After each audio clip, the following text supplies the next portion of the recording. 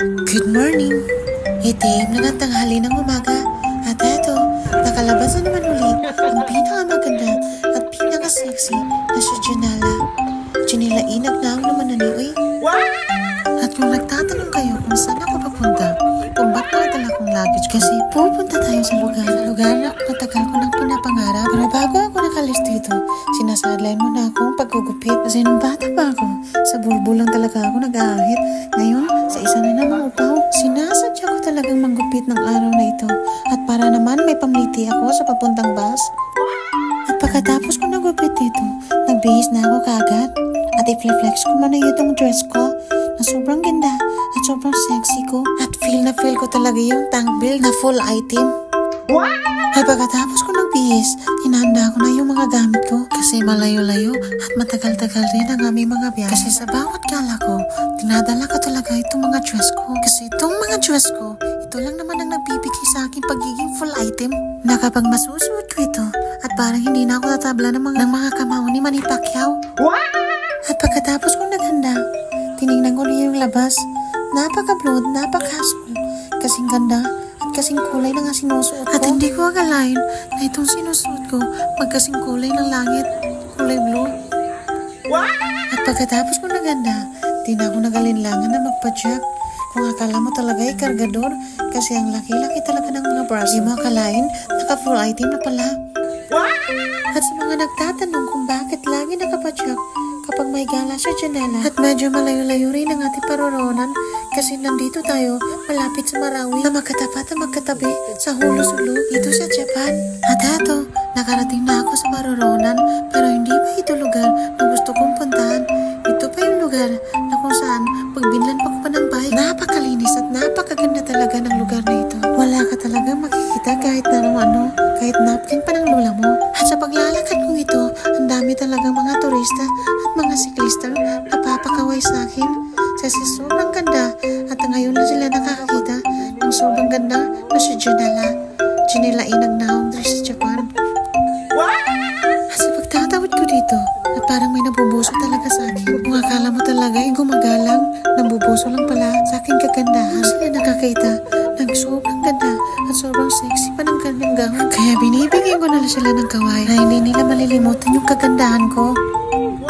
At pagkatapos kong tumawid, eto, patingin-tingin na ako kung anong schedule na ng bus. At matagal-tagal pa naman ang bus makarating dito. At medyo naghihinayang at parang naboboring na yata ako sa mga pag-aantay dito. Kasi 2 oras pa naman pinag-aantay ako. At buti na lang may dumating na Vietnamese. Sinabihan ko siyang 150 lang. Sabi niya okay raw. Kaya ginawa ko na lahat at kaya sinayawan ko na siya.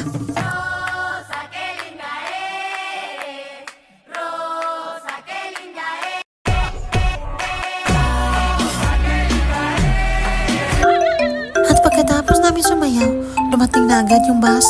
Kaya dinadali-dali ko na yung mga gamit ko. Kasi as usual, wala talaga. Self-service talaga dito sa Japan. Kahit gaano ka man kaganda, kailangan talaga ni mong magkargado. Kaya dinadali-dali ko na yung paglakad ko. Kasi baka mabiyaan pa tayo sa bus. Kasi kapag nandito ka sa Japan, hindi talaga nila binabase yung kagandahan mo. Kundi binabase lang ito sa mga mukha mo. Ang kapag ang mukha ay alanganin, iiwanin talaga. Pero kapag ang mukha ko, ay of course, isasakay talaga. At sa pagsasakay namin dito sa bus, at parang naman malikmat na yung mga kasama ko. Kasi nung akala nila yapon, yung pala kasama nila sa katarantaduhan. At lumipas ang ilang oras, nakarating na rin ako sa Imabari Station, na kung saan dito kami magagabang papuntang Osaka. At medyo maaga-aga pa naman, kaya dumiretso na ako dito sa Lawson para kumain kami kasi medyo nagugutom ang aming mga bito. Kaya naghahanap-hanap ako ng makakain na para naman may busog-busugan yung mga tiyan ko. At dito sa Lawson, masasarap talaga ng mga pagkain nila dito. At kahit malalamig pa, mura nagsimot sa mga ito pero okay lang, masasarap pa din. Kasi nung bata pa ako, buwad lang talaga sa ulo ang makakain ko. Sabi mga ni mama, daginutan na, kawala na ilain. Pero ngayon, nandito na ako sa Japan. Mapipiliin ko na talaga ang mga gusto kong bilhin. Kaya sa pundong ito, parang nalilito ako kung anong kakainin ko. Ito ba ang upaw o itong kalbo? At sa pundong ito, may napili na akong pagkain. At pero makikita mo talaga itong kagandahan ko. At medyo madami-dami rin ang kumakain dito sa Lawson. At ito mga kasama ko. At sinusulit talaga namin yung kainan namin dito. Kasi itlog lang talagang kinakain namin sa bahay. Kasi minsan, yung kinakain namin. Kaya pagkatapos namin kumain, lumabas na kami agad. Kasi baka mahuli kami sa bus na aming binubog papuntang Osaka. At eto, nakasalubong ko yung Cambodian. At parang starstruck talaga siya sa aking kagandahan.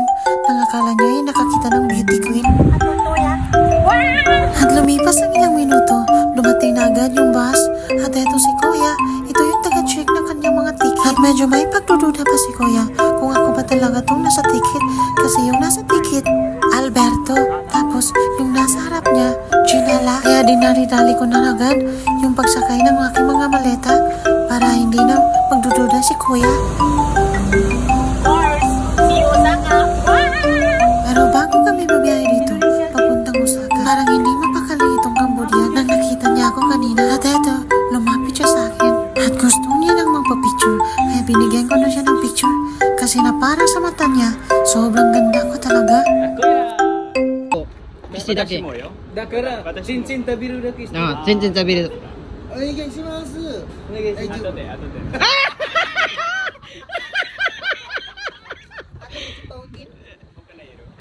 いらない。いらない。